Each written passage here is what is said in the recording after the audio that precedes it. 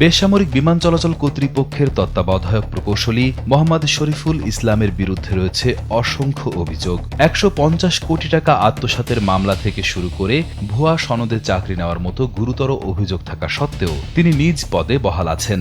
চাকরিতে যোগদান করেন ২০০১ সালের ২৪ জানুয়ারি। তিনি মুক্তিযোদ্ধা কোটায় বেবিচকে যোগ দেন। শরীফুলের বাড়ি গোপালগঞ্জে, তবে ওই জেলার ৬৪০ জন গেজেটভুক্ত মুক্তিযোদ্ধার তালিকায় তার বাবা মোশাররফ হোসেনের নাম নেই। চাকরি নেওয়ার সময় ১৯৯৯ সালের ২৬ অক্টোবর ইস্যু করা একটি মুক্তিযোদ্ধা সনদ তিনি জমা দেন। এতে তৎকালীন প্রধানমন্ত্রী শেখ হাসিনা ও মুক্তিযোদ্ধা কেন্দ্রীয় কমান্ড কাউন্সিলের চেয়ারম্যান আহাদ চৌধুরীর স্বাক্ষর রয়েছে। স্যান্ডেলিনা সো, রূপচর্চায় আভিজাত্য।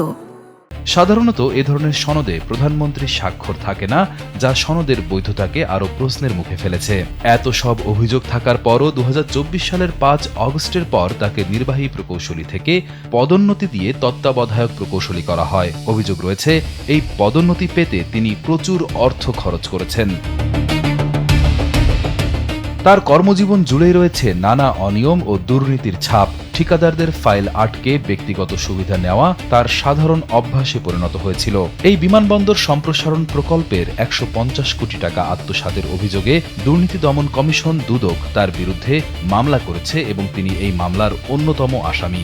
১,৭০,০০,০০০ টাকা ব্যয়ে তত্ত্বাবধায়ক প্রকৌশলীর কার্যালয়ের প্রধান ফটক ও বিশ্রামাগার নির্মাণে দুর্নীতির প্রমাণ পাওয়ায় তার বিরুদ্ধে বিভাগীয় মামলা হয়।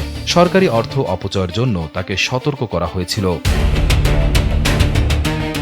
২০১৫-১৬ ও ২০১৬-১৭ অর্থবছরে সিভিল এভিয়েশনের বিভিন্ন প্রকল্প কেনাকাটা ও রক্ষণাবেক্ষণে দুর্নীতির দায়ে দুদক তাকে তলব করেছিল।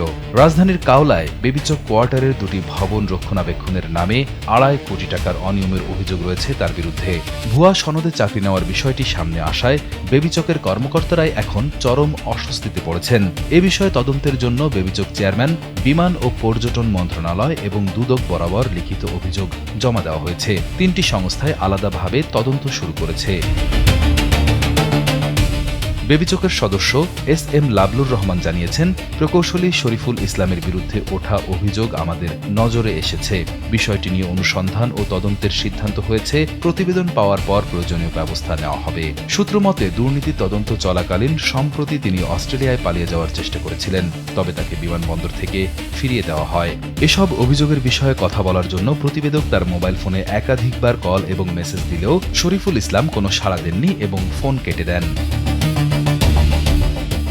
রিয়াদ হোসেন, কালবেলা।